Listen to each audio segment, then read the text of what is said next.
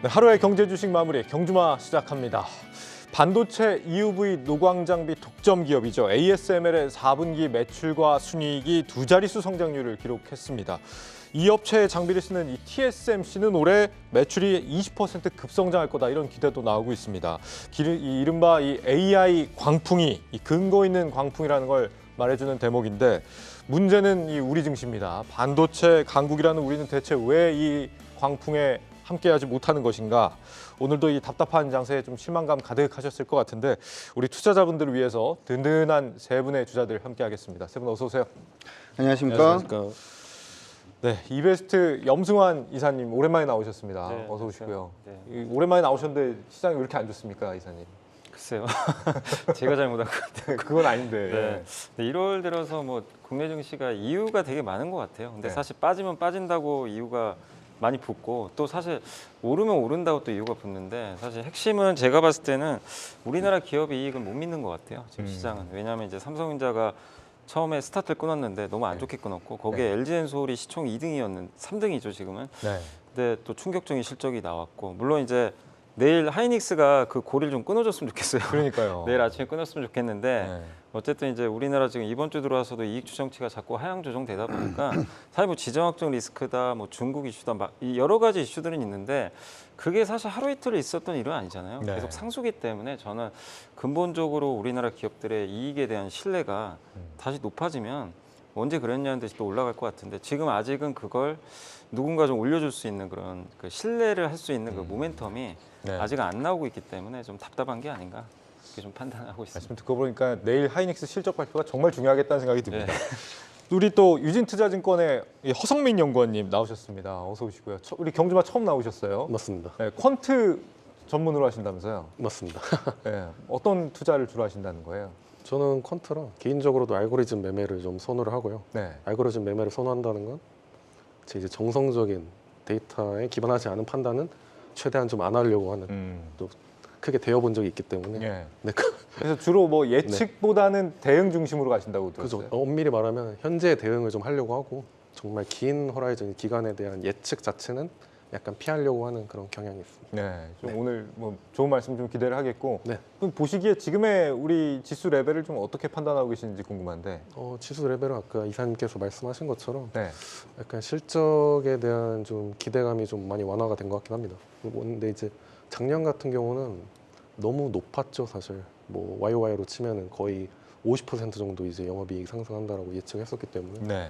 근데 그게 약간 다소 과했던 측면이 있는 거고, 그게 지금 조정을 받는 그런 국면이라고 보여집니다. 그래서 뭐 단순히 지금 기업 이익만 따져 보면은 사실 6분기만에 지금 사실 반전이 됐어야 됐는데, 네. 어쨌든 이제 삼성전자 잠정 실적에 이어서 좀 실망감이 좀 반영이 되고 있고요. 어쨌든 근데 되게 보수적으로 제가 그래서 잡아봤어요. 그래서 되게 보수적으로 이익 전망치를 잡아봤을 때 기업 실적 증가율 한 15%대, 아까 제가 50%대로 작년 기대감 말씀드렸는데 그렇게 매우 보수적으로 잡는다고 하더라도 그러면 올해 코스피 적정 수준 하단을 2,350에서 70포인트 정도로 잡을 수가 있거든요. 그래서 정성적으로 판단해도 이렇게 이제 물론 데이터가 들어간 거지만 지금 사실 하단에 대한 지지는 어느 정도 있다라고 판단이 되고 있는 상황입니다. 그래서 너무 기업 실적 둔화가 된다 막 그런 기대가 있다고 하더라도 네. 너무 큰 우려는 안 하셨으면 좋겠습니다. 알겠습니다. 너무 큰 걱정 안 해도 된다 말씀 주셨습니다. 우리 시청자 무님께서 허성민 연구원님 혹시 20대냐고 그러는데 20대는 아니시죠? 저 20대 맞습니다. 20대 맞으세요? 네, 놀라운 사실. 잘 알겠습니다. 놀라운 사실. 이렇게 젊으신 분이 우리 경주만 오랜만에 나오시기 때문에 거의 처음이신 것 같기도 하고 너무 반갑습니다. 그리고 강 대표님. 네. 20대 너무 아닙니다. 20대 아니신 우리 예, 강 20대 대표님. 아닙니다. 어떻게 보십니까? 오늘 시장 어떻게 보셨어요? 저는 사실 약간 좀 의견이 좀 다른 것 같습니다.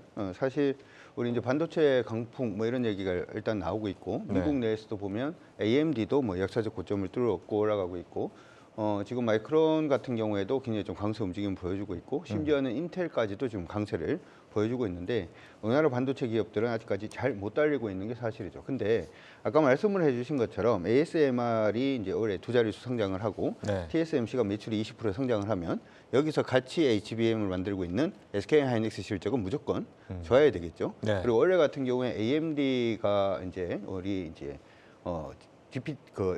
AI 반도체 관련돼서 이제 설계를 한다 이렇게 얘기를 하고 있고 그 파트너로 이제 삼성전자를 생각을 해본다면 이쪽이 굉장히 강하게 성장을 한다면 우리도 강하게 성장을 할 수밖에 없는 그러한 부분도 있을 거고요. 그리고 지금 미국의 마이크론 테크놀로지를 한번 생각을 해본다라고 하더라도 어차피 마이크론 테크놀로지보다는 삼성전자나 SK 하이닉스가 장사를 더 잘하는 건 사실이지 않습니까? 네. 그럼에도 불구하고 우리가 지금 못 달리고 있다는 부분 한번 생각을 해본다면 저는 뭐 미국의 금리 인하 시기 자체가 조금 늦춰질 수 있다 뭐 이런 얘기라든지 아니면 미국의 올해 같은 경우에도 국채 임차리 굉장히 좀 많아질 수가 있기 때문에 네. 미국의 10년 만기 국채 수익률이 조금은 오를 수 있다라고 하는 부분이라든지 하는 부분에 만약에 리스크 때문이라면 같이 밀려야 되잖아요. 근데 우리만 밀리고 있는 부분을 생각을 해본다면 네. 저희가 생각을 할 때는 그리고 실적 부분도 하나 더 있는 게 실적에 대해서 조금 부담감이 있다라고 얘기를 해본다면 우리나라 여행주들 중에서 하나투어라든지 지금 예전 리오프닝 관련된 종목들 안에서 네. 지금 소외되어 있던 종목들이나 아니면 한국콜마라든지 일부 화장품 관련된 종목은 이미 올해가 사상 최대 실적을 지금 보여주고 있습니다.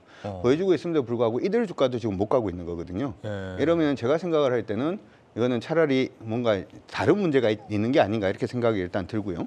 여기 다른 문제 안에서 제가 생각을 하는 부분은 중국하고 홍콩이 같이 우리하고 같이 묶여 있는 게 아닌가 이런 생각을 좀 해봅니다.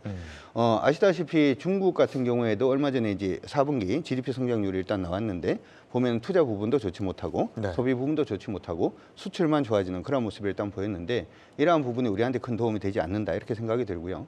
물론 미국이 요즘 우리나라의 대미 교육률 중에서 1위로 지금 올라섰죠. 하지만 우리가 홍콩하고 중국을 같이 포함해서 보자면 여전히 중국 쪽의 교육률 자체가 1위다라는 점을 생각을 해본다면 제가 개인적으로 생각을 할 때는 중국이 살아나지 않고서는 우리나라가 강하게 슈팅하기는 좀 어렵지 않느냐 이렇게 네. 생각을 하고 있습니다. 지금 말씀하신 내용에 좀 덧붙여서 여쭤보자면 중국 인민은행장이 2월 5일부터 지준율이죠. 지급준비율 0.5%포인트 인하하겠다 이렇게 발표를 하면서 지금 홍콩 항생지수가 마지막에 좀 급격하게 튀어오르는 모습 보이는 것 같은데 네.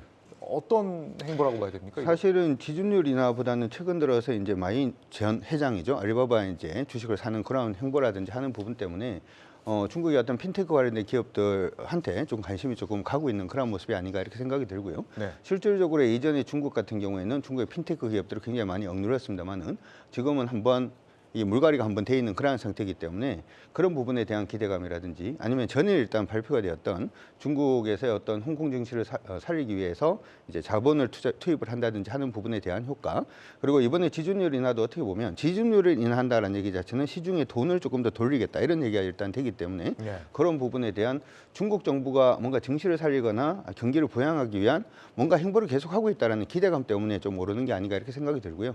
올랐다라고 얘기를 합니다만은 이게 데드캣 바운드일 수도 있기 때문에 저는 그렇게 아직까지는 큰 비중을 두지 않는 게 좋지 네. 않을까 싶습니다. 굉장히 많은 노력들을 최근에 하고 있는 것 같은 게 뭐 어제 같은 경우도 뭐 370조 원인가요? 투입한다고 네. 얘기를 했던 것 같고 이런 행보들이 효과를 좀 발휘할 거라고 보세요, 이사님? 근데 일단 주가는 움직였거든요. 네. 어제 홍콩이 급등을 했고 오늘도 급등한 거 보면, 그러니까 사실 중국에 대해서 이렇게 중국 증시가 안 좋은 이제 가장 큰 이유는 저는 이제 두 가지로 좀 보고 있는 게 이제 첫 번째가 이제 정책을 못 믿겠다. 그거죠. 이제 자꾸 뭐 규제하고 그다음에 누가 외국인이 거기 투자하고 싶겠어요. 사실. 그렇죠. 예, 뭐 마인도 갑자기 사라졌다가 또 나오기도 했지만 또 그 갑자기 지난해 11월이었네요. 12월에 갑자기 게임 규제한다 그랬다가 또 어제는 풀어준다고. 삭제했다 뭐 이런. 네. 그러니까 이게 정책의 일관성도 보이지 않고 자꾸 이랬다 저랬다 하기 때문에 그리고 거기다가 지금 이제 중국 경기가 안 좋은 거는 알고 있는데 이민은행 리강 총재는 또 다보스 포럼 가서 딴 말하고 있어요. 그러니까 뭐냐면 인위적으로 부양 안 한다. 우리 경제 괜찮다. 약간 이제 이러다 보니까 시장과 지금 온도차가 너무 큰 것 같아요. 네. 그러니까 중국 정부는 되게 좀 약간 여유 있어 보이고 그러나 시장을 바라보는 투자자 입장은 이게 아닌데 이대로 두면 좀 뭔가 리스크가 커질 것 같은데 그러니까 이제 시장에선 특히 홍콩에서 돈을 계속 빼는 네. 그런 모습인데 다만 이제 중국 정부가 어쨌든 액션을 좀 취했거든요. 오늘 일단 지준율 50bp 인하했는데 이게 이제 아까 찾아보니까 금액으로는 꽤 커요. 한 180조 정도 오. 우리나라 돈으로 크네요. 예, 투자가 좀 되는 거니까 2월 5일부터 이제 유동성 공급에 들어간다고 합니다. 작년에 1조 특별국채 발행을 했잖아요. 예. 그거랑 더불어 그건 이제 재정 정책이고 이번에 나온 건 통화 정책이잖아요. 예. 그러니까 이 어떻게 이제 맞물리는 거죠. 그리고 사실 이제 어제 나왔던 게 2조 위안, 그러니까 370조인가요? 그거 투입해서 뭐 증시 살리겠다.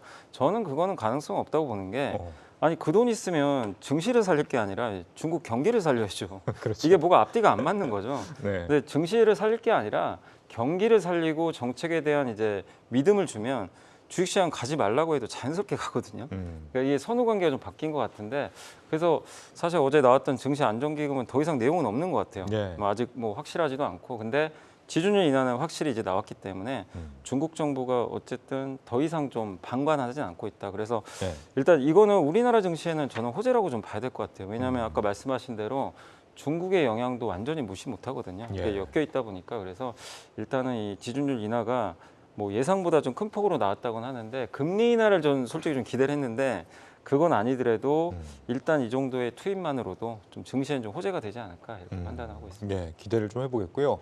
지금 SK 하이닉스 실적 얘기를 좀 여쭤보지 않을 수가 없습니다. 내일 나오는 게 잘 나올지 저는 좀 걱정이 되는 이유가 오늘 이제 미국의 텍사스 인스트루먼트가 실적 발표를 내놨는데 이게 올 1분기 산업 전반의 약세와 자동차 부문 실적 감소를 전망했다. 그러니까 가이던스를 되게 안 좋게 내놨다는 거지 않습니까? 이게 미국의 반도체 실적의 가장 앞단의 항상 이 텍사스 인스트루먼트가 발표가 되면서 그 한 해의 어떤 반도체 업황을 좀 전망해 볼 수 있다고 많이들 하더라고요. 이 상황에서 하이닉스 실적은 괜찮게 나올 거냐 뭐 이런 좀 걱정도 있는 것 같아요. 어떻게 보시죠? 제가 얘기하면 될까요?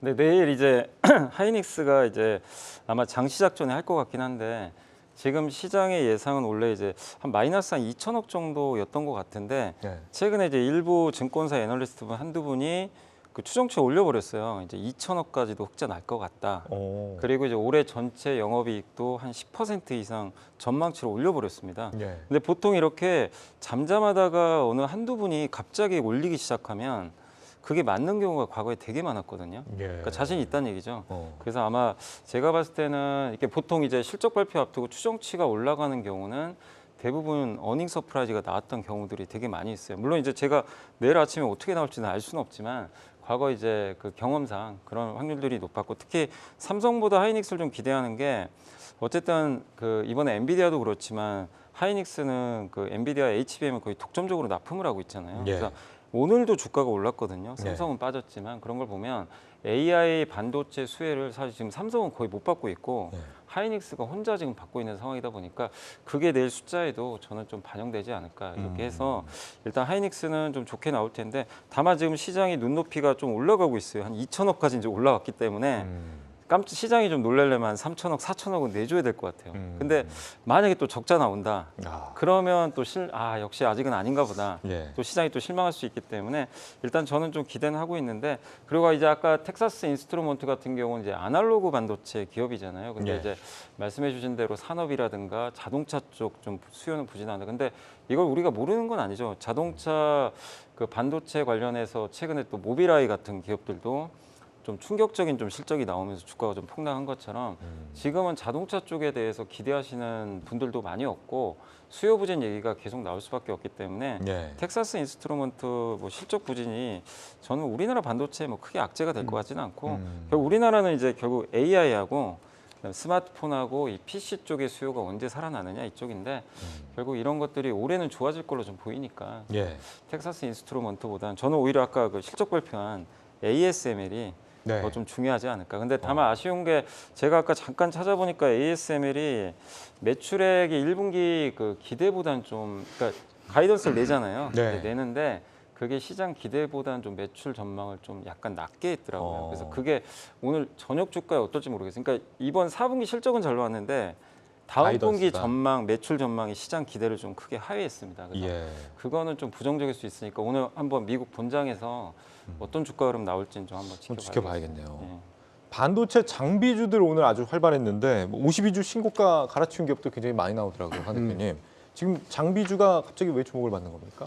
사실 이제 이렇게도 생각을 해볼 수 있을 것 같습니다. 아까 이제 텍사스 인스트루먼트의 경우에는 네. 사실은 중국 쪽 매출도 꽤 크거든요. 그리고 작년 같은 경우에는 이슈 중에 하나가 미국 정부에서 이제 중국 쪽으로 이제 반도체 장비 수출을 하지 말라라고 했는데 나중에 두드려 보니까 중국 수출했는 부분도 좀 있었고 하는 부분 때문에 과징금 얘기들도 일단 있었죠. 미국이 어떻게 보면 중국 쪽으로 어떤 반도체 부분에 대한 규제라든지 하는 부분이 많아지기 시작을 하면 중국은 특히 이제 메모리 반도체 같은 경우에는 이런 얘기가 일단 있죠. 비메모리 반도체, 시스템 반도체의 경우에는 사람이 만들고 메모리 반도체의 경우에는 기계가 만든다 이런 얘기가 일단 있는데 예. 이러한 부분 때문에 중국에서 어떤 반도체 굴기를 계속하기 위해서는 우리나라 반도체 장비 업체들이 한번 수혜를 받을 수 있는 그런 부분도 개인적으로 있지 않을까 이렇게 생각이 들고요.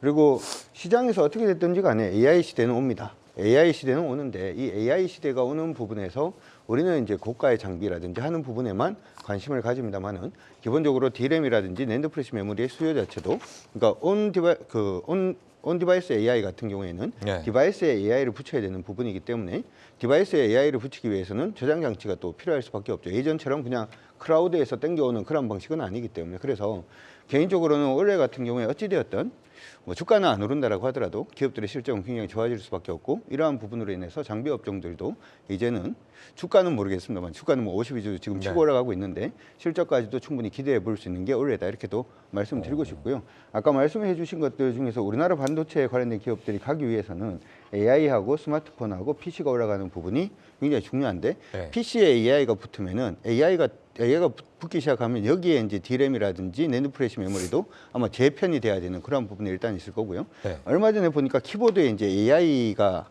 버튼이 있는 키보드가 이제 나오기 시작을 했습니다. 이 얘기 자체는 PC도 AI 쪽으로 재편이 될 가능성이 높고 그러면 신규 수요 자체도 다시금 증가할 가능성이 높고 스마트폰 같은 경우에는 작년 3분기, 4분기부터 시작을 해서 재고량이 지금 굉장히 좀 많이 감소를 했습니다. 그래. 이러한 부분을 한번 생각을 해본다면 우리나라 반도체라든지 IT 관련된 기업들이 오늘은 일부 종목군들이 또 강세를 보였습니다만은 전체적으로 이번에 혹한기가 지나가고 난 다음에는 충분히 기대를 해볼 수 있을 것 같습니다. 네. 근데 D램의 공급 부족 뭐 올 수 있다 뭐 이런 얘기도 들리던데 혹시 들어보신 게 있으세요, 이사님? D램의 공급 부족이 이제 네. 그거는 아마 그 얘기 아닐까. 이제 올해 아마 가동률을 좀 올린다는 얘기들이 자꾸 들려요. 이제 네. 감사는 그동안 너무 많이 했는데 그래서 일각에서는 아니 이제 업황 좋아지는데도 이 가동률 올려버리면 또 공급 가용 오면 어떡하냐. 이제 기껏 이렇게 지금 이제 돈 벌려고 지금 이제 준비들을 하고 있는데 근데 이제 삼성전자 하이닉스 입장에서는 어쨌든 이제 업황이 좋아지면 가동률을 올릴 수밖에 없는 게 자꾸 이렇게 감산을 하게 되면 고정비가 많이 들어가요. 그래서 계속해서 돈을 까먹을 수밖에 없기 때문에 예. 그걸 계속 유지하기는 어려워요. 근데 이제 그러다 보니까 근데 또 올리면 또 수익성이 또 이게 공급이 또 너무 급격히 늘어나면 또 안 좋아질 수도 있고 이제 약간 이런 딜레마가 있는데 제가 이제 뭐 반도체 전문가는 아니지만 많은 분들의 보고서를 읽어본 이제 공통된 결과는 올해 가동률이 올라가긴 할 텐데 네. 그거를 이제 레거시라 그러죠. 보통 옛날 예. 그러니까 흔히 뭐 PC나 스마트폰에 들어가는 뭐 DDR4라든가 이런 쪽에 대해서는 계속 감산이 들어가고요. 지금 가장 수요가 좋은 게 HBM하고 DDR5인데 사실 여기는 수율이 많이 안 나와요. 수율이 한 60% 정도 나오니까 100개 만들어도 60개만 제대로 만든 거예요. 네. 그럼 여기에 근데 그렇다고 이거 안 만들 수가 없죠. 수요는 많기 때문에. 그럼 이쪽으로 계속 집중할 수밖에 없어요. 그래서 이쪽에 대한 수요는 많기 때문에 여기 공급을 늘려도 공급 과잉이 올 가능성은 없고 계속해서 만약에 수율이 안 나오게 된다라면은 공급은 더 부족해질 수밖에 없죠. 근데 DDR4나 옛날 제품을 크게 늘릴 수 있는 지금 상황 아니고 이쪽은 제가 봤을 때는 올해 한 2분기부터 좀 수요가 살아날 거란 좀 얘기들이 좀 있더라고요. 예. 늦으면 3분기. 그럼 이제 DDR4나 이쪽은 이제 그때쯤 돼서 좀 같이 따라서 늘릴 것 같고 그래서 적어도 1분기까지는 계속해서 DDR5나 HBM 쪽에 대해서는 공급을 늘리려고는 하는데 예. 문제는 그게 늘린다고 해서 자기 마음대로 되는 게 아니라 수율이 나와줘야 되기 때문에 좀 시간이 걸린다. 그래서 계속 그쪽에 대해서는 공급 과잉보다는 제가 봤을 때는 물어보신 대로 공급 부족은 좀 당분간 계속 이어지지 않을까. 일단 이렇게 판단하고 있습니다. 말씀하신 뭐 DDR5랑 HBM이 모두 4세대 이상의 뭐 생산 시설에서만 만들 수 있는 거라고 그러던데 네. 그러다 보니까 그걸 감안하면 SK 하이닉스가 삼성전자보다 좀 더 뭐 우위에 있을 생산 능력 면에서 네. 우위에 있을 거다 이런 전망도 나온다고 그러던데요. 네, 그러니까 지금 현재도 앞서가고 있잖아요. 네. 사실 그 HBM을 엔비디아하고 왜 하이닉스 거만 쓰겠어요. 그러니까 사실은 삼성전자 입장에서는 좀 뼈아프겠죠. 좀 실수도 있었던 것 같고 그리고 이제 삼성과 하이닉스의 좀 차이가 HBM을 이제 만들 때 약간 방식이 좀 다르긴 하거든요. 그러니까 예를 들면 그 SK 하이닉스는 MR-MUF 방식이라고 하는데 네. 뭐냐면 HBM을 이렇게 이제 그 패키징을 하잖아요. 조립을 할 때 그냥 우리 빵 굽는 것처럼 대형 오븐에 넣어버려요. 넣어서 한 번에 하는데 그게 사실은 정확도가 떨어질 수 있는데 어쨌든 하이닉스는 그 기술력이 굉장히 좋다고 합니다. 예. 그래서 굉장히 이제 수율이 좀 더 잘 나오는 편인 것 같은데 삼성전자는 이제 장인 정신으로 한 땀 한 땀 해요. 약간 이제 그런 느낌인데 문제가 뭐냐면 시간이 너무 많이 걸립니다. 그렇게 되면. 근데 거기서 좀 하이닉스가 앞서가는 게 아닌가. 그래서 그 차이가 좀 있는 것 같은데 그걸 이제 삼성전자가 시간이 좀 지났으니까 뭔가 또 방법을 개발을 했겠죠. 그래서 네. 올해는 하이닉스는 계속해서 좀 앞서가는 가운데 삼성전자가 이제 얼마나 잘 따라갈지 특히 이제 HBM3 말고 그 다음 버전이 HBM3E잖아요. 예. 예. 이게 이제 5세대 버전인데 이거를 이제 얼마나 잘 따라갈지가 관건이고 그리고 또 일부에서는 이제 어떤 분들은 이거 마이크론도 이제 추격하는 거 아니냐 네. 이런 얘기를 하는데 근데 마이크론은 저는 너무 추격하기 좀 쉽지 않을 거라고 제 개인적으로 생각하는 게 예. HBM3를 안 해요.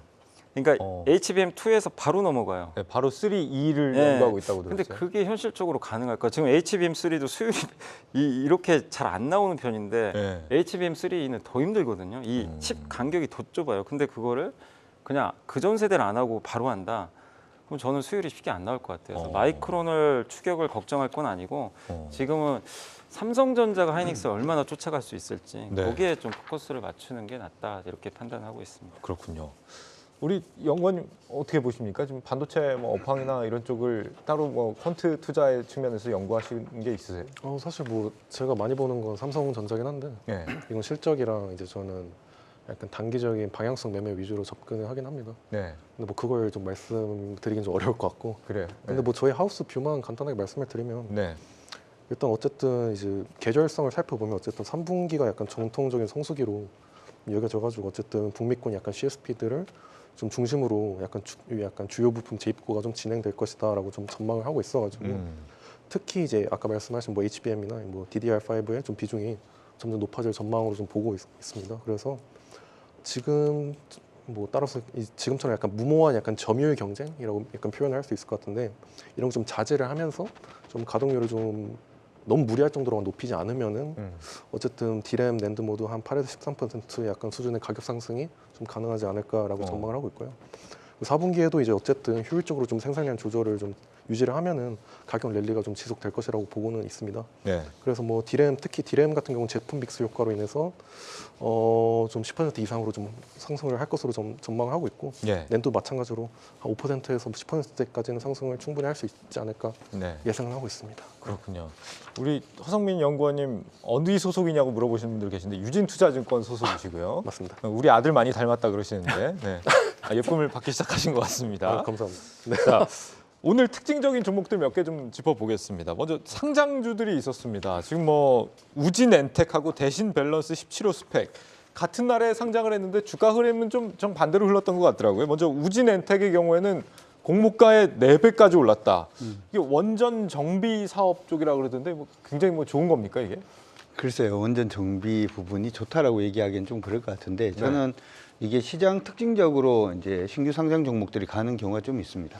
어떤 경우냐 하면 지금처럼 외국인들의 매도라든지 아니면 기관들의 매도가 계속 나오는 시장에서는 일반적으로 기존의 종목들에 대한 매물 자체가 있는 그러한 부분들이기 때문에 보통 시장에서는 신규 상장주로 몰리는 경우가 좀 있습니다. 왜냐하면 신규 상장주는 사실은 매물 자체가 그다지 없는 거고 보호회수라든지 하는 부분으로 대부분 묶여 있는 경우가 많기 때문이죠. 네. 그렇기 때문에 지금 부분의 신규 상장주가 상승을 하는 가장 주된 이유는 원래 증시가 굉장히 좋기 때문에 시장이 상승한다 이렇게 생각하지는 않고요. 지금 매물이 나올 수 있는 부분 자체를 피해가다 보니까 신규 상장주로 좀 이렇게 매수세가 몰리는 게 아닌가라고 개인적으로 생각하고 있습니다. 대신 밸런스 17호 스펙은 155% 상승했다가 7% 상승으로 용두삼위로 끝이 났는데 이 처음에 만약에 6,000원대 만약에 매수를 하신 분이라면은 3분의 1 토막이 나셨거든요. 이 상장주라고 막 뛰어 들어가면 안 된다는 얘기 같아요. 네, 그러니까 이게 그냥 뭐 작년부터 사실 IPO가 되게 흥행을 많이 했잖아요. 네. 그래서 특히 이제 패시브 펀드 자금 기대감까지 맞물리면서 작년에 뭐 LS 머티리얼즈도 그렇고 뭐 에코프로 머티리얼즈도 그렇고 두산 로보틱스도 이렇게 어쨌든 선도 업체들이 그 화려한 시세를 보여주니까 네. 당연히 이제 후발주자들도 이제 개인 투자자들이 봤을 때는 여기도 당연히 좋은 주가 흐름이 나오지 않을까 이 기대감으로 사실 상장 첫날 들어가는 경우들이 있는데 근데 사실 상장 첫날 과거 이렇게 보면 공모주들이 상장 첫날 고점인 경우가 거의 태반이었어요 사실은. 네. 근데 이제 작년에 좀 이례적으로 상장하고 나서도 이제 위를 더 여는. 근데 또 제도가 바뀌었잖아요. 첫날 이제 300%까지 네. 오를 수 있다 보니까. 그것 때문에 또 다들 예, 엄청- 예, 그러다 보니까 이제 어떻게 보면 좀 투기적인 자금들까지 좀 맞물리면서 네. 주가 급등했고 오늘도 뭐 우즈엔텍도 사실 300% 네. 이제 오르면서 끝났는데 사실 이 대신 밸런스 17호 스펙도 역시 이제 상장하고 나서 결국 중요한 게 스펙은 이제 어디랑 합병할 거냐 네. 이게 중요한데 근데 사실은 어디랑 할지 지금 알 수도 없는 상황이고 근데 주가는 이제 중간에 뻥 띄워놨 이제 뻥 이게 뜬 상태인데 그러니까 저는 이제 말씀드리고 싶은 게 왜 투자를 하셨는지 한번 제가 묻고 싶은 게 이게 어느 회사랑 상장되는 거 알고 하신 건지 아니면 그러니까 이게 왜 그러냐면요 이 기업 가치를 측정할 방법이 없잖아요. 네. 그러니까 아니면 차라리 오늘 들어가서 나 그냥 그게 좀 맞는 것 같아요. 그냥 나 트레이딩 하겠다. 내가 목표 주가 설정해가지고. 근데 만약에 그게 맞았으면 그대로 하시면 되고 내 생각과 반대로 갔으면 손절하셔야 돼요. 네. 반드시 그걸 하셔야 되는데 스펙 이거를 어떻게 우리가 지금 가치 평가할 수는 없는 상황이잖아요. 네. 그렇기 때문에 내가 이걸 왜 투자했는지 그게 더 중요할 것 같아요. 오늘 이렇게 만약에 물리신 분 입장이면 그럼 네. 내일 내가 그냥 단지 트레이딩으로 만약에 들어가셨다면 저는 그냥 손절하는 게 맞다고 봐요. 내가 어쨌든 잘못 투자를 한 거니까. 네. 근데 만약에 그게 아니라 이 스펙의 기대감 내가 뭐 어쨌든 좋은 기업 앞으로 스펙이 합병을 할 것 같으니까 그런 거라면은 뭐 그건 이제 그분의 선택대로 뭐 들고 가셔도 되겠죠. 그러니까 왜 이걸 투자했는지가 먼저 좀 중요할 것 같고 그리고 이렇게 오늘 뭐 우즈엔텍도 그렇고 IPO 기업들이 요즘에도 여전히 뜨겁긴 하거든요. 올해도 되게 좀 많은 기업들이 상장할 텐데 이쪽으로 자꾸 돈이 몰린다는 거는 그만큼 시장이 좋지는 않다는 거예요. 그러니까 뭐냐면 주도주가 없어서 그래요. 주도주가 있고 시장이 정상적으로 움직이고 뭐 삼성전자가 가든 LG엔솔이 가건 이 대표주들이 쫙 움직여주면 돈들이 IPO 쪽으로 가는 것보다 이쪽으로 좀 중심축을 잡으면서 갈 텐데 예. 이들이 여전히 이렇게 막 급등하는 거는 시장이 이제 사실 주도주가 안 보이다 보니까 돈들은 이제 찾아가는 거거든요. 그래서 그만큼 지금 증시가 우리나라 증시가 좀 중심축이 좀 없어서 그런 현상이 나오는 게 아닌가. 갈 곳이 없는 돈들이 예, 이렇게 하는 좀 것이다. 판단하고 있습니다. 저는 약간 저도 이사님 의견이랑 동일한데 네. 사실 손절을 하는 게 맞다고 손절하는 생각을 게 하고 맞다. 예. 그리고 애초에 저는 접근할 때 모델을 만들어서 배당도 마찬가지인데 공모 상승률이 높은 것 같은 걸 약간 선별을 해내거든요. 당연히 매크로 환경이나 마켓 이제 지수 자체에 이제 모멘텀이 얼마나 나타나느냐도 중요한 요인이고 펀더멘털도 당연히 중요한 요인이겠죠.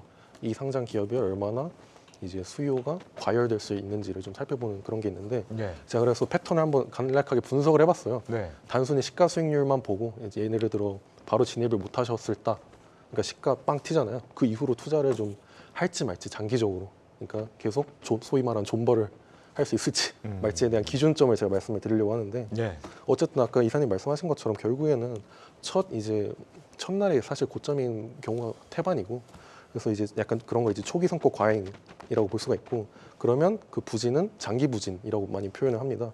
장기 성과 부진 패턴이 다 이어지기 때문에 이거를 제가 한번 클러스터링을 해봤습니다. 클러스터링 군집화라고 해서 네. 패턴이 비슷한 것들끼리 묶어본 건데 이렇게 크게 두 가지로 분류가 됩니다. 하나가 이제 시초가가 공모가 대비 높게 형성된 약간 고수익군이 있고요. 두 번째가 이제 정상군인데 정상군 같은 경우는 이제 그 반대 개념인 거죠. 그래서 단순히 시가수익률만 보자면 일단 고수익군도 두 가지로 나눠지는데 각각 이제 상장 직후에 평균적으로 42%, 95%의 시가수익률을 기록을 했습니다. 네. 아까 말씀드린 정상군 같은 경우는 이제 평균 시가수익률이 마이너스 2% 그리고 0%를 기록했는데 이제 그거를 좀 비교를 해보면요. 일단 공모가 대비해서 고수익군 같은 경우는 1년 후에 주가 수익률이 각각 아까 말씀드린 42%에서 절반으로 됩니다. 22%까지 하락을 하게 되고 하락해요. 네. 그리고 두 번째로 95%그 고수익군 같은 경우는 44%까지 저하가 됩니다. 그래서 시가 수익률이 높았다가 1년 후 주가 수익률을 보면 그냥 반토막이 돼 있다는 거죠. 들고 있는 게 손해네요. 네, 들고 있는 게 손해인 거죠. 어. 근데 정상군 같은 경우는 고수익군 대비해서는 살짝 변동성이 더 이제 완화가 되는데 상장 직후 좀 낮은 변동성을 좀 보이는 경향이 있고 그리고 이게 왜 그러냐면 당연히 이제 시가 수익률 형성 과정에서 과잉 수요가 미친 영향이 좀 적은 것으로 추정을 할 수가 있기 때문에 그렇게 되는데 이게 제가 미리 모델을 만들어서 추정해드리면 좋은데 사실 이게 좀 그때 맞춰서 또 네. 만들어야 되기 때문에 가능하면 또 이 정보를 좀 전달드리기 위해서 한번 노력을 해보겠습니다. 네. 네네. 말씀을 듣고 보면 그러면 아까 말씀하신 그 상승을 과도하게 하지 않은 쪽들은 그럼 오히려 들어가 볼 만한 건가요? 그죠. 단기적으로는 그게 훨씬 나은 거죠. 특히 어. 그리고 장기적으로 들고 갈 경우도 마찬가지인 거고. 그래서 단순히 시가수익률만 따져보자면 진짜 100% 또는 50% 적으면 50% 이상 상승한 시가수익률을 기록한 종목들은 공모주 접근에 있어서는 약간 조심하실 필요가 있다라는 거죠, 무조건. 아까 말씀하신 것처럼 그 두산 로보틱스나 이런 경우 약간 좀 특이 케이스라고 볼 수 있는 거죠. 네, 잘 알겠습니다. LG 디스플레이는 흑자 전환에 성공을 했어요. 7분기 만에 흑자 전환인데 주가는 반대로 빠지더라고요. 어떻게 된 겁니까, 이건? 뭘 기대할 수 있을까를 한번 생각을 해봐야 될 것 같은데 네. 사실 이제 LG 디스플레이는 이제 우리 예전에 다 알다시피 대형 OLED의 강자다 뭐 이렇게 얘기도 많이 했었는데 회사가 이제 한쪽이 좋아지기 시작하면 한쪽이 나빠지는 부분이 있잖아요. 예전에 LCD를 계속 안고 있었기 때문에 LCD 부분이 안 좋아지고 OLED가 좋아지는 부분이 합쳐가지고 이제 LG 디스플레이 실적이 좋아져야 되는 그런 부분을 일단 가다가 지금 부분은 OLED도 상당 부분 이제 중국 기업이라든지 하는 부분이 따라오고 있는 그런 모습도 일단 보여주고 있고요. 네. 어떻게 보면 여기에서 이제 달려가야 되는 부분이 그 이상으로 또 달려가야 되는 부분이 일단 있는데 그러기에는 사실 조금 힘들지 않을까 이렇게 생각을 해봅니다. 물론 올해부터 시작을 해서 OLED 시장이 완전히 기화될 것 같긴 해요. 자동차 안에서도 우리가 이제 LCD라든지 OLED를 이제 보는 게 굉장히 좀 일반화되어 있는 그러한 부분이다라는 점을 생각을 해본다든지 아니면은 올해 이제 PC가 AI 쪽으로 좀 많이 바뀔 수 있고 그래서 신규 수요가 늘어난다라고 얘기를 할 때 PC만 사는 사람은 없지 않습니까? 네. 모니터도 같이 사고 하는 부분이라든지 지금 삼성에서 얘기가 나왔던 부분이 온 디바이스 AI가 우리가 보통 생각할 때는 스마트폰부터 시작을 해서 자동차 이렇게 생각을 많이 하는데 그 다음 타자를 TV라고 얘기를 하거든요. 그러면 TV의 신규 수요라든지 하는 부분도 일단 나올 수는 있을 터인데 그 부분이 LG 디스플레이 전체 주가를 두르기는 전 좀 힘들다 이렇게 생각을 하고요. 차라리 보시려면 OLED 관련된 종목들 중에서 소재 관련된 종목이라든지 하는 쪽으로 좀 먼저 좀 관심을 가지시는 게 좋을 것 같습니다. 지금 뭐 시청자분들이 LG 디스플레이에 대한 감정들이 굉장히 안 좋으신 것 같긴 하거든요. 우리 투자자분들이 뭐 최근에 뭐 여러 가지 이슈가 있었기 때문에. 근데 이제 말씀하신 것처럼 하반기에 PC 교체 주기가 도래할 것이다. 그리고 2조 원대 설비 투자도 단행하겠다. 이렇게 LG 디스플레이 측에서 밝히면서 이런 것들이 그래도 뭐 좀 기대감을 좀 가져볼 만한 요인인가 싶기도 하고요. 네, 일단 이제 LG 디스플레이가 흑자 전환은 일단은 했잖아요. 이제 돈을 좀 벌긴 벌었는데 네. 다만 이제 그 IR을 했던 것 같은데 1, 2분기까지 또 다시 적자 날 가능성이 좀 높다고 합니다. 아, 그렇습니까? 그러니까 3분기에 아마 다시 돌릴 것 같고 그러니까 이번 흑자 기조가 좀 계속 이어지면 좋은데 또 상반기에 좀 부진할 거라는 그런 또 전망이 나오다 보니까 주가가 이제 위로는 자꾸 못 가는 것 같아요. 근데 어느 정도 그때 유상자도 하면서 네.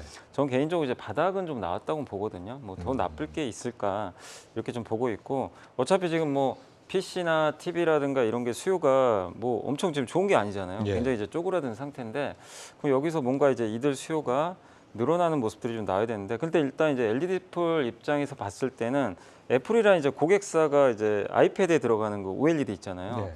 요거를 일단 이제 확보를 해놨기 때문에 거기에 좀 이제 투입이 되면서 실적이 좀 개선될 가능성이 있는데 아쉽게도 어젠가 그저께 한번 기사 나온 거 보니까 원래는 6대4 비중으로 삼성보다 원래 LG가 더 많이 들어가기로 했는데 예. 다시 좀 낮아졌어요. 약간 수율 문제가 있는지까지는 제가 확인을 못 해봤는데 그러다 보니까 LG 디플이 그 부분에서 약간 좀 마이너스 효과를 좀 받은 것 같고 근데 다만 이제 핵심은 LG 디플은 여전히 아까 이제 말씀해 주셨지만 PC용 LCD 비중도 꽤 큽니다. 예. 그러니까 PC 업황이 일단 돌아서야 돼요. 기본적으로 이 회사 이제 캐시카우죠.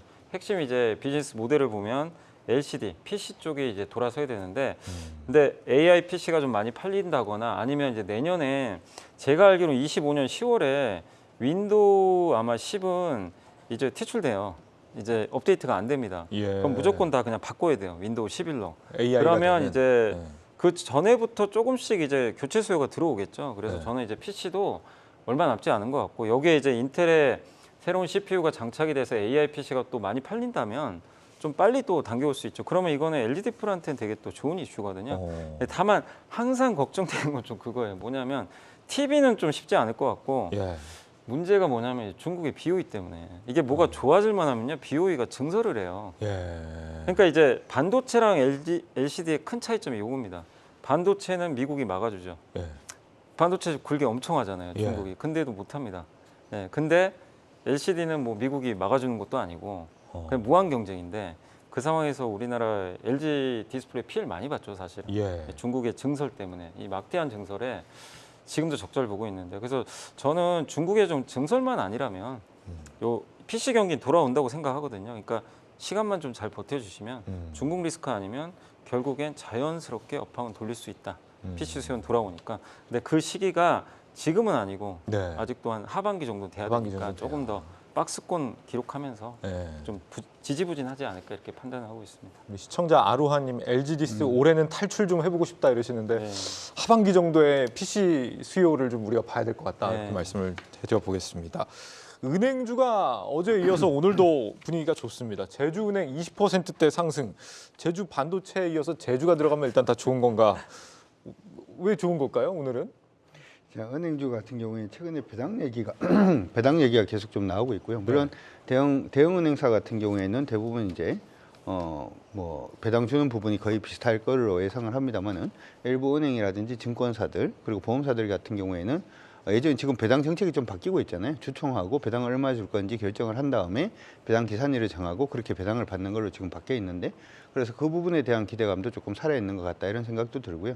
두 번째로는 일반적으로 금리가 떨어지면은 좀 안 좋은 거 아닌가 이렇게 생각들을 많이 하는데 네. 한 가지 여러분들이 생각을 하셔야 되는 것은 은행주 같은 경우에는 금리가 올라가고 금리가 떨어지는 게 중요한 게 아니라 예대 마진이 중요하죠. 일반적으로 금리가 올라갈 때는 재빠르게 대출금리부터 올리고 조금 있다가 예금금리를 올려서 예대 마진을 챙기는 네. 그리고 이제 금리가 떨어질 때는 재빠르게 예금금리를 먼저 낮추고 그 다음에 대출금리를 낮추면서 예대 마진을 챙기는 이런 부분을 일단은 가져갈 수가 있기 때문에 이런 부분들 일단 긍정적으로 볼 수 있을 것 같고요. 그리고 최근 이제 문제가 되는 부분이 부동산 관련돼서 지금 프로젝트 파이낸싱 부분이 좀 문제가 된다든지 하는 부분이 일단 있는데 금리가 떨어지기 시작하면은 그 부분에 대한 리스크도 일단 좀 줄어들 것이다라는 기대감도 일단 있고요. 이러한 부분들 때문에 은행주들은 올해도 실적이 나쁘지 않을 거다 이렇게 얘기를 하고 있고 특히나 지금부터 시작을 해서 배당에 관심 있으신 분들은 아마 4월 달에 이제 배당 받을 수 있는 부분이 충분히 나올 수가 있기 때문에 미리 좀 준비를 하시는 그런 부분도 있지 않을까 싶습니다. 올해는 뭐 배당이 연초에 2번 있을 것이다 뭐 이렇게 얘기가 나오고 있더라고요. 홍콩 증시가 지금 뭐 반등하고 있는 게 오늘도 확인이 됐잖아요. 그러면서 그 은행들의 어떤 ELS 손실 이런 게 좀 줄어들 수 있을 거라는 기대감도 있고 특히 말씀하신 이 배당에 대한 기대감이 있는데 배당 부분이 사실 좀 궁금한 부분이 있어요. 지금 금융당국이 지난해 굉장히 좀 규제를 많이 하면서 뭐 상생금융이다 이래가지고 4분기 은행들 실적이 좀 안 좋을 거라는 전망들도 좀 있는 것 같은데 과연 배당이 좀 기대만큼 잘 나와줄까 이런 부분에 대한 의구심도 좀 있거든요. 근데 항상 은행 보면 이게 이 PF랑 좀 관계없이 은행은 제가 알기로는 그 PF 리스크가 그렇게 크지 않은 걸로 알고 있고요. 대부분 이제 저축은행이나 증권사가 좀 연체율이 높다 보니까 그래서 그 점에서는 그렇게 은행주들이 뭐 실적이 나빠지지 않을 것 같고 근데 은행주를 뭐 많은 분들이 투자하실 때 사실 뭐 실적이 엄청 성장할 것 같다 실적이 갑자기 떨어질 것 같다 이렇게 생각하는 건 거의 없고 대부분은 물어보면요 다 배당이에요. 네, 배당인데 근데 그 배당의 근간은 이익이니까 이익 안정성인데 그게 이제 훼손될 수 있다는 좀 약간 리스크는 있죠. 그래서 다행히 일단 이제 ELS가 좀 최근에 이제 어쨌든 홍콩 지수가 오르는 게 좋은 거니까 네. 그게 좀 살아나고 있는데 아직 이제 홍콩 지수가 완전히 추세 전환한 건 아니기 때문에 좀 더 지켜봐야 되겠지만 중국 정부의 뭔가 액션이 나온 건 은행주를 바라보는 시선이 좀 이제 바뀔 수 있는 거죠. 은행주가 최근에 좀 빠졌었지만 ELS 리스크 조금 완화되겠구나. 그러면 배당에 큰 문제는 없겠지. 이제 이런 좀 약간의 안도감이 또 나올 수도 있기 때문에 배당 투자하신 분들 입장에서는 또 다시 은행주를 바라보는 또 계기가 좀 됐던 것 같고 그리고 이제 배당이 좀 바뀌었잖아요. 그래서 우리나라 이제 대부분 은행 회사는 제가 알기로는 모든 아마 은행 지주사가 원래 배당 기준일이 그 배당락이 12월 말이잖아요. 예. 근데 이번에는 이제 바뀌어서 1월 말이나 2월 초에 공시를 한다고 했어요. 배당 기준으로 언제로 할지. 그러니까 아직은 몰라요. 언제 할지. 그래서 그때 주주총회 끝나고 할지 그건 모르겠고 그래서 주요 은행들 한번 그 전자공시 들어가셔가지고 내가 뭐 예를 들면 하나금융 지주면은 하나금융 지주 거기 들어가시면 거기 나와 있어요. 아마 공시를 해놨을 겁니다. 언제 발표하겠다. 그럼 그때 날짜를 알려줍니다. 그리고 배당금은 아마 주주총회에서 결정이 될 것 같아요. 그래서 그러면 제가 생각하기로는 3월 말경에 배당락이 있지 않을까. 예. 근데 이게 은행주들은 지금 분기 배당도 같이 하거든요. 예. 근데 분기 배당은 바꿀 수가 없어요, 법적으로. 예. 그러면 이제 배당락을 2번 맞을 수도 있고. 근데 배당을 또 좋게 생각하면 2번 받는 거죠. 네. 한 번 이제 2번 동시에 또 받으니까. 근데 그게 공교롭게 3월 말에 좀 겹칠 가능성이 좀 있거든요. 근데 그걸 이제 은행들이 어떻게 컨트롤할지 모르겠어요. 이제 분기배 그러면 배당락 연속 2번이면 주가 충격이 한번 크게 나올 수도 있어요. 왜냐하면 은행주들은 배당 워낙 많이 주니까. 그래서 3월 말에는 변동성이 좀 클 수 있기 때문에 그 점을 유의하시되, 다만 2월까지는 어쨌든 배당락 걱정할 그게 아니라 배당을 어쨌든 많이 주기 때문에 은행주들은 기본적으로 기대감에 의해서 주가는 괜찮을 것 같은데, 다만 이제 다음 주나 2월 초에 아마 공시들을 할 겁니다. 그 날짜를 꼭 좀 네. 체크하셨으면 좋겠어요. 그럼 배당 차익을, 그러니까 배당에 대한 수익을 직접 가져가라는 말씀이세요? 아니면 배당 나기를 앞둔 그 주가의 차익을 노려보라는 말씀이세요? 그거는 각자 판단하셔야 돼요. 왜냐하면 내가 예를 들면 옛날부터 은행주를 좀 쌀 때 사가지고 네. 배당이 뭐 예를 들면 8%인데 내가 한 20% 수익 나 있어요. 그런 분들이면 저는 배당보다는 주가 좋을 때 좀 절반이라도 수익 실현하는 게 좋을 것 같고, 단지 근데 지금 팔아도 뭐 별로 돈은 안 돼요. 어차피 지금 뭐 본전이거나 오히려 손실 보고 있어요. 그러면 그런 분들은 굳이 이거를 팔 이유는 저는 없다고 보고 네. 배당을 받는 게 좋은데, 다만 이제 배당에, 우리나라 배당의 한 가지 좀 아쉬운 점은 배당은 이게 분리과세가 안 됩니다. 종합과세로 들어가기 때문에 이제 이자랑 배당 수익 합쳐서 내가 만약에 계산해 봤더니 2천만 원 이상 될 것 같다, 연간 기준으로. 네. 그럼 이게 종합소득세로 합산이 돼요. 그러면 배당 이자 소득이 소득세가 15.6%인가 제가 그렇게 기억하는데 15%가 아니라 최대 49%인가요? 그렇게 낼 수도 있어요. 이게 소득하고 합쳐져 버리면. 네. 근데 그 기준이 2천만 원 이상입니다. 그래서 만약에 내가 배당을 너무 많이 받을 것 같다, 그러면 세금 때문에라도 파는 게 합리적이겠죠. 행복한 고민이시네요. 예. 알겠습니다. 우리 허영관님도 혹시 금융주나 뭐 이런 쪽에 대해서도 혹시 뭐 퀀트에서 갖고 있는 지식이 있으십니까?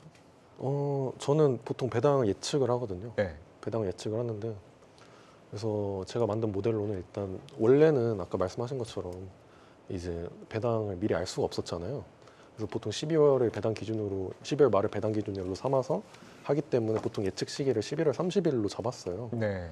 그래서 열심히 좀 저도 이제 좀 알려드리려고 했는데 이게 기준이 바뀌어 버렸잖아요. 네. 그래서 사실 그래서 모델이 쓸모 없어졌나 약간 그런 생각을 했었는데, 생각해 보면 큰 차이는 없는 거죠. 왜냐하면 배당 락이 발생하는 시점도 사실 그러면 이제 뭐 달라질 게 없는 게, 그냥 발표가 나는 시점에 그냥 배당 락이 발생할 뿐이고, 그러니까 우리가 얼마를 주겠다라고 한 시점에서 배당 락이 발생하겠죠. 근데 문제는 이제 그거를 하나하나 다 찾아봐야 되니까 사실 개인 투자자분들은 더 힘들 거고, 지금 얘기 들어보기로는 기관분들도 충분히 힘드십니다. 네. 그분들도 다 예측은 다 못 하시고요. 그래서 약간 힘든 부분이 없지 않아 있긴 한데, 뭐 어쨌든 저는 지금 배당 자체가, 프리미엄 자체는 지금 받을 수 있는 환경이라고 생각을 해요. 지수 대비해서는. 아까 말씀드린 것처럼 지수에 대한 하단도 어느 정도 지지가 되고 있고, 제가 지금 다만 제가 지금 쓰고 있는 모델이 이제 지수 자체는 약간 숏, 그러니까 매도 시그널이 지속이 되고 있어요. 네. 1월 초부터. 근데 그럼 이런 상황에서 사실 지수 자체가 계속 하락하면은 사실 뭐 주식 자체에 진입을 안 하는 게 맞거든요. 다만 이제 아까 말씀드린 것처럼 하단이 어느 정도는 지지가 되고 있고, 제가 또 판단하기에는 시스템 리스크성 하락은 아니고 추세 하락이 아니고 하단이 지지가 되고 있는 상황이기 때문에, 사실 이러한 환경은 오히려 이제 사실 배당주에게는 최적의 환경이거든요. 적당한 수준의 리스크 오프가 발생하고 정말 추세적인 하락이 아니라, 그리고 금리가 약간 차근차근 상승하고, 그리고 코스피가 아니라 코스닥 외인이 매도하는 이런 환경 자체는 사실 과거에도 배당주에 되게 유리하게 작용했었어요. 예. 그렇기 때문에 지금 은행주 진입하는 거 저도 이제 단기적으로는 괜찮다고 생각합니다. 배당락이 어느 정도 유의를 하면서 진입을 하면 스케줄도 좀 맞춰서 다 알아보셔야 될 것 같고요. 발표 스케줄. 네네. 좋은 팁을 주신 것 같아요. 네. 미국 시장 상황 좀 계속 눈여겨봐야 될 것 같습니다. 지금 금리 인하 시기가 뭐 3월이냐 5월이냐 월가에서도 좀 의견이 분분하게 나오고 있는 상황인데, 이번 주에 나오는 PC 물가 굉장히 좀 주목해서 보는 이유가 그것 때문일 것 같거든요. 12월 PC 어떻게 좀 예상하고 계신가요? 사실 이제 어제였나요? 미국의 경제인들이 이제 얘기가 나오는 걸 보면 미국의 금리 인하 시기 자체가 일단은 3월은 아닐 것 같다, 이렇게 얘기를 일단 하고 있고, 6월 이후가 일단 될 것이다, 이렇게 지금 보고 있는 것 같은데, 네. 사실 이제 그 미국의 투자은행들이 대부분 3월에 인하 얘기들을 많이 하고 있지, 페드에서도 지금 얘기가 나오는 부분은 하반기에 금리 인하를 얘기를 계속 하고 있거든요. 근데 예전에 작년에도 그랬던 것 같아요. 이 금리에 관련된 얘기들은 페드는 기존의 공식적인 의견 자체는 계속 견제하고 있는 가운데 시장 참여자들이 이번이다, 다음이다 이러면서 계속 시장을 좀 출렁거리게 하는 그런 모습이 일단은 보이지 않았나, 이렇게 생각이 들고요. PC 자체는 크게 뭐 달라지는 부분은 저는 없을 거다, 이렇게 생각을 하고 있고, 저도 일단 기준점 자체는 대부분 투자은행들은 상반기다라고 얘기는 하고 있지만 저도 네. 하반기가 금리 인하가 되지 않을까 이렇게 생각을 하고 더 있습니다. 늦어진다. 예, 예. 그렇게 보시는 이유는 경제가 워낙 좋아서. 경제가 좋다라고 하기보다는 네. 저번에도 얘기를 한번 했는 것처럼 지금의 미국 경제는 굉장히 좋다라고 얘기하기도 그렇고 나쁘다라고 얘기하기도 그렇습니다. 왜냐하면 어떻게 생각을 하면은 물가가 지금 안정을 취하고 있던 부분 중에서 가장 주요한 부분들 중에 하나가 어떻게 보면은 에너지 가격의 하락이라든지 하는 부분이 굉장히 주된 영향을 끼치고 있는데 에너지 가격의 하락은 제가 개인적으로 판단할 때는 중국 경기가 살아나지 못하고 있기 때문에 에너지 가격이 계속 하락하고 있다 이렇게 보이고 있고요. 만약에 중국이 뭔가의 카드 자체가 경제에 먹히기 시작을 하면은 에너지 가격이 다시 또 오를 수 있는 그런 부분들도 일단 있기 때문에 제가 생각할 때는 미국 경기가 그냥 단순히 좋다라고 얘기를 하기보다는 한쪽 측면에서 보면 굉장히 안 좋고 이쪽에서 보면 굉장히 좋고 그런 양면적인 그런 측면이 있다. 그렇기 때문에 금리 부분을 빨리 내리기는 좀 힘들 것 같다. 하반기까지는 좀 두고 보지 않을까 이렇게 생각을 하고 있습니다. 예. 미국 증시도 사실 연초 들어서는 아주 강력한 상승세는 또 아니거든요, 이사님. 지금 뭐 테슬라만 봐도 $200 선 지금 내줄까 말까 한 수준까지 와 있지 않습니까? 이달에 나오는 이 빅테크들의 실적을 전후해서 뭔가 좀 흐름이 달라지거나 이럴 수도 있을까요? 네, 그럴 가능성도 있죠. 사실 이제 미국도 이제 미국 증시를 바라보는 이제 시각은 어쨌든 뭐 하반기에 금리 인하를 하건 상반기에 하건 결국 시장에서는 올해는 금리 인하 하는 거 아니냐 여기에 포커스를 맞추기 때문에 지금 사실 3월달 금리 인하 확률이 확 낮아졌거든요. 지금 40%대로 떨어졌죠. 근데도 미국 나스닥은 계속 올라갑니다.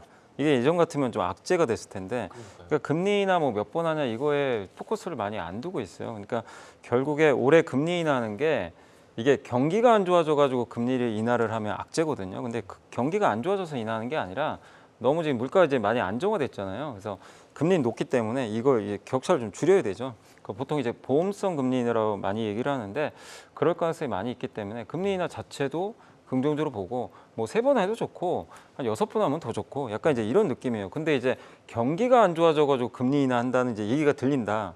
이러면 시장이 이제 급냉을 하겠죠. 사실은 이제 그런 건 아직은 아니기 때문에 시장 자체는 이제 금리 인하의 어떤 이제 그 부분에 대해서 아직까지는 그렇게 뭐 크게 걱정한다 이런 것 같지는 않고 그리고 이제 테슬라 말씀해 주신 대로 지금 이제 미국 증시도 너무 양극화가 심합니다. 오늘 보면 다우는 빠졌는데 다우 빠진 이유가 그 3M이라는 대표 산업재 기업의 주가가 11% 폭락을 했어요. 실적 때문에. 그 뭐냐면 아까 텍사스 인스트루먼트도 산업용 반도체가 좀 있죠. 그러니까 뭐냐면 실제 경기가 그렇게 쏙 좋은 편은 사실 아니죠. 어떻게 보면은 제조업 경기가. 근데 미국의 지금 이 상승을 이끄는 건 뭐죠? 누가 봐도 AI 관련주죠. 뭐 마이크로소프트라든가 엔비디아, AMD 뭐 이런 인텔 같은 이런 기업들의 주가가 계속 오르고 있고 뭐 빅테크들이 좀 이끄는 지금 상황들인데 이런 것들이 언제까지 오를지는 제가 모르겠어요. 근데 이 기업들을 주의하실 건 뭐냐면은 주가 올라와서 눈높이가 높아졌단 말이에요. 근데 여기서 다음 주에 마이크로소프트 또 실적 발표 있잖아요. 눈높이에 못 맞추면 한번 이제 얻어 맞을 수 있죠. 그래서 앞으로 여러분들이 좀 중요하게 생각할 건 저는 FMC나 이런 거보다도 빅테크들의 실적이 실제 어떻게 눈높이를 맞춰줄 거냐.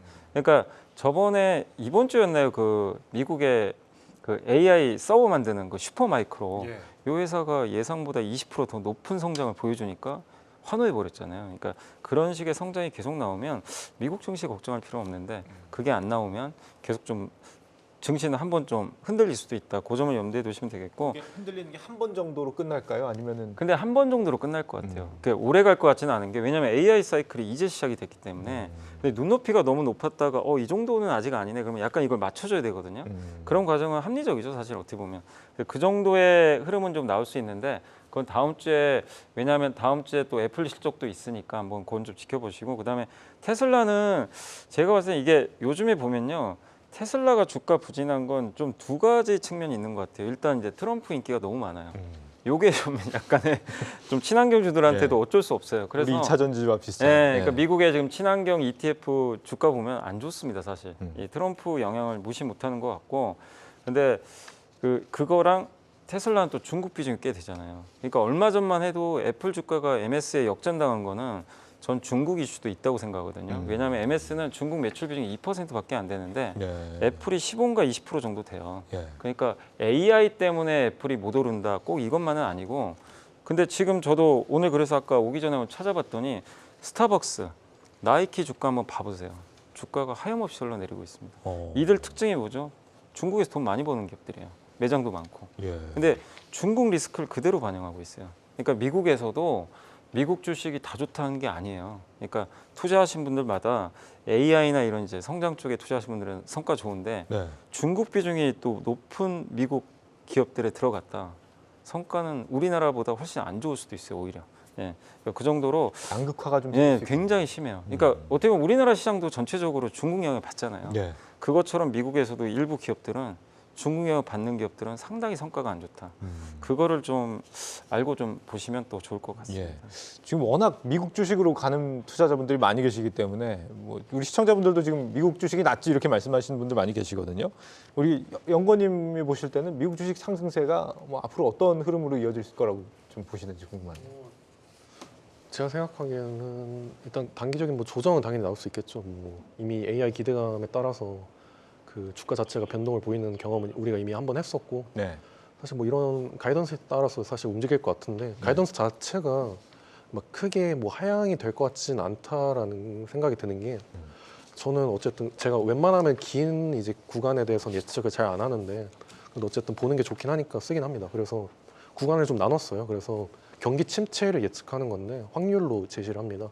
그래서 6개월 이제 구간, 1년 그리고 2년 이렇게 좀 나눠봤는데 6개월 이후 이내 이제 침체 확률이 지금 상당히 낮습니다. 계속 맞아요. 하락을 해서 지금 한 30%대를 유지하고 있는데, 그래서 거의 지금 하락한 지가 반년이 넘어간 상황이라.